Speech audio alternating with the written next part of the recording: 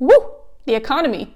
Am I right? I think most of us are feeling this economic downturn, myself included. And while freelancers can't be laid off because we're not employees, these mass layoffs can and are affecting us. If you're new here, welcome. My name is Megan Grant and I'm your best freelancing friend. I'm here to help freelancers like you get off the hamster wheel and build a business on your terms so that you can live the life you want. But how the heck do you do that in this economy? I don't know about you, but during the pandemic, I thought this has to be it. This has to be the worst we're ever going to see it. There's no way it could get any worse. And then it did. Now we're dealing with the aftermath of the pandemic and inflation and all of the free money that was printed and on and on and on. And here we are. Companies are slicing and dicing their budgets like this. Like there is no tomorrow. Because for some of them, there is no tomorrow. And for some freelancers, this could mean that your clients no longer have the budget to pay you. I am always honest with you on this channel, and I'll be honest with you right now. I have lost clients. I have had clients that I've worked with for a year plus who just disappeared. I've also had a couple clients come to me and say, we can't afford this anymore, but we can afford this. What can you offer us? So you're not alone, okay? Nobody is immune to this. What can you do about it? First, I want to offer you some comfort and reassurance. Yes, freelancers are still landing clients and making money in this recession or impending recession or whatever you want to call it.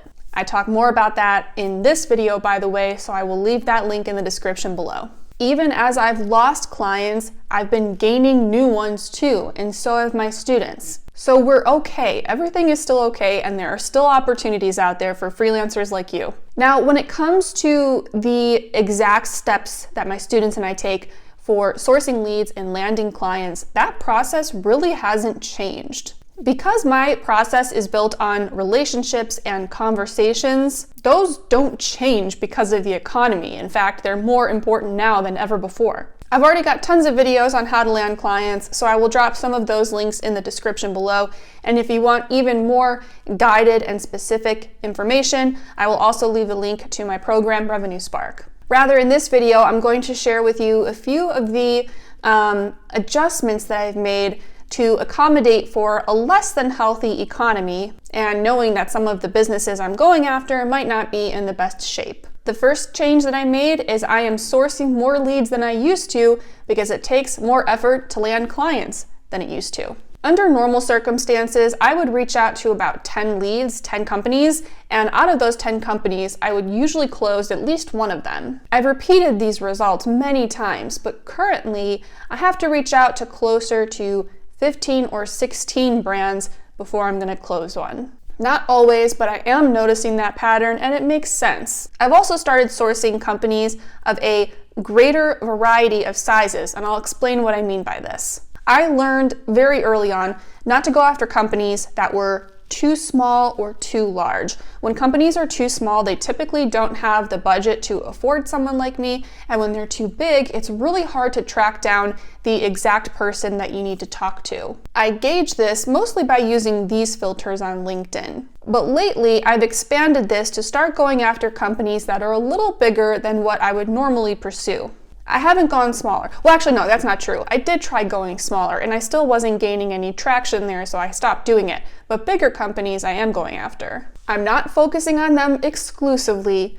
I still have a very healthy variety of company sizes when I'm sourcing new leads. Another change I've made is that I'm adding one more follow-up. Now, normally what I do is I first send the LinkedIn invitation with the note personalized, which I talk about in this video. After the lead accepts, I send them the first DM where I explain in more detail why I'm reaching out, and I talk about that in these videos. Typically, I will wait a couple of days, and if I don't hear back, I will follow up. So that gives us the initial message in the invitation, the first full message, and the follow-up. So 3 attempts total at getting the lead's attention. I purposely have always stopped here after that third message because in my experience, if they don't respond after that third attempt, they're probably not going to respond after the 10th attempt. So I move on with my life. And I have tested following up more for what it's worth, and it never made a difference. Lately, however, I have been playing around with adding in one more follow-up, but I wait a little bit longer, maybe a few weeks or even a month. This follow-up serves kind of a different purpose.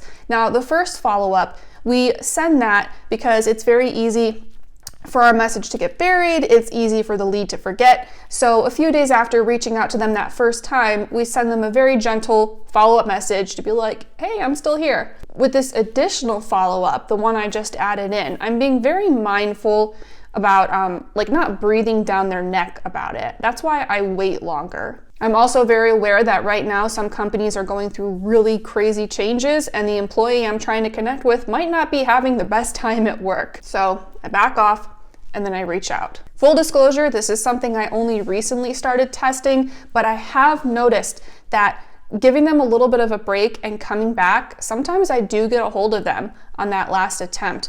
And a handful of times when I've heard from these people, they have actually point blank said, hey, sorry it took so long to get back to you, our company is going through changes right now.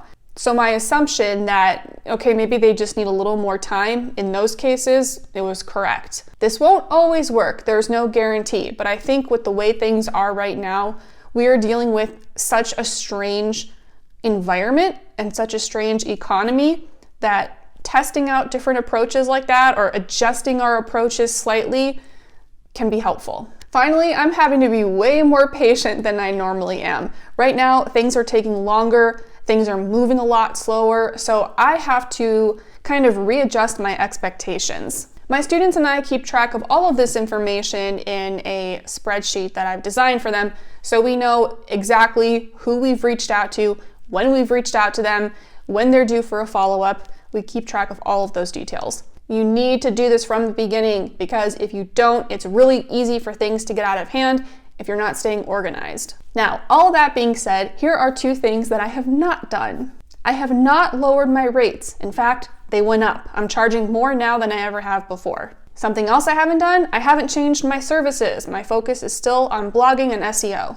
I did consider expanding my services and going back to also offering things like website copywriting and email marketing copywriting. And then I shut that down real quick. My thought process behind this was, well, I need to make myself more valuable to clients. And then I was like, I'm already valuable. I'm not knocking anyone who chooses to do this. It just wasn't the right choice for me personally because I know myself and I know that if I expand my services, I will very easily slip back into that place where I'm feeling desperate. And I will just take whatever work I can get for any clients and I will go back to charging very little for my work like I did years ago, and I just can't go back to that place. So I'm sticking to my guns, even if that means that the growth of my business slows down a little bit, even if my closing rate goes down a little bit, that's okay. Boundaries. It's all about boundaries. I've got a video on that. If you do decide that you want to expand your offerings so that you kind of, have more opportunities in these trying times, test it out. It's okay to try, but I strongly suggest you have boundaries. And I say this from experience, it's too easy to say, well, I'm a writer, but I could also do social media pretty easily, so I'll add that into my services. And then that, kind of spirals into website copy, and then email copy, and then this, and then this. And before you know it, you're doing all these things you never intended to do, don't enjoy, you're working like a dog, and you might not even be making that much money. Or even if you are, it might not be worth it because you're miserable. So just don't let it get out of hand. Now is not the time to panic. It's not the time to get desperate. And I get why you might be feeling like that. I'm human, and I've even had moments where I've thought, well, maybe I should start running paid ads to collect more leads. Maybe I should go back to sending thousands of cold emails a month. Maybe Fiverr and Upwork aren't all that bad. And then I get over it very quickly. With the way things are right now, for freelancers, This isn't going to require a huge overhaul of the process that I've talked about a million times on this channel. It doesn't require you to do a 180 and start going about landing clients in a completely different way. One of the best things about my approach to landing clients is that it's timeless. It will never go out of style because it hinges on relationships and conversations. And those things will never go out of style, no matter what the economy looks like. It's sustainable and it puts you, the freelancer, in control. And that's something that I've really started stressing on my channel more and more. Money is great. Money makes life easier. Money gives you more choices and freedom and power. But having a lot of money will not fill any other voids you have in your life. It will not, necessarily make you happy or fulfilled. I can tell you right now, I've made plenty of money and I still lay awake at night wondering, why am I here? What is the point of all of this? Because there's more to life than work. There's more to life than making money. I'm not trying to be a millionaire. That'd be nice. I wouldn't say no to it. But honestly, once your income hits a certain level, you start to think, how much more money do I need? And that's why I've stopped using messaging on my website and in my videos about hitting, 5 figures a month, earning 6 figures a year. It's great. And if that's one of your goals, that's great. But I've learned, I think we all learned, especially since the pandemic, that we want to live.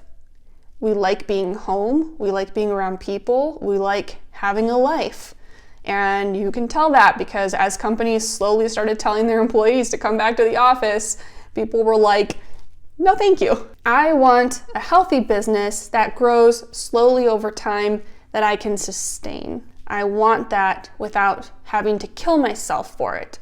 And I've done it, and it feels really nice. Someone commented on one of my LinkedIn posts the other day, and I can't remember exactly what we were talking about, but he was saying something about how he's been having a hard time staying motivated lately because all he wants to do is rest and sleep.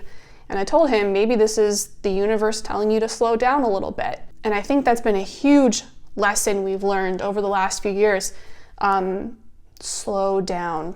So I mentioned this in a previous video. I've been working on the next revamp of my course, and the philosophy behind it is changing quite a bit. It's less about hustle, hustle, hustle, and it's more about, okay, here's how you can make really good money, but with less effort. Because working more to earn more money is a dead end. Eventually you won't want to work anymore. All right, that's it. I feel like I'm going off on a tangent. Anyway, if this approach, if this methodology, if this philosophy sounds like something you might be interested in, you know that I would love to have you as part of my community. So again, I will drop the link below to my program, Revenue Spark. I encourage you to read that whole page, check out the curriculum, the testimonials, and if it's sounding like something you're interested in, you can book a call to speak with me. And on that call, we will determine if we're a good fit for each other and if I think I can help you. Thanks for sticking with me. I really appreciate your support. If you're still here, I'd be very grateful if you could give this video a thumbs up and subscribe to my channel. And as always, if you have any questions, just leave me a comment and I'll see you next time.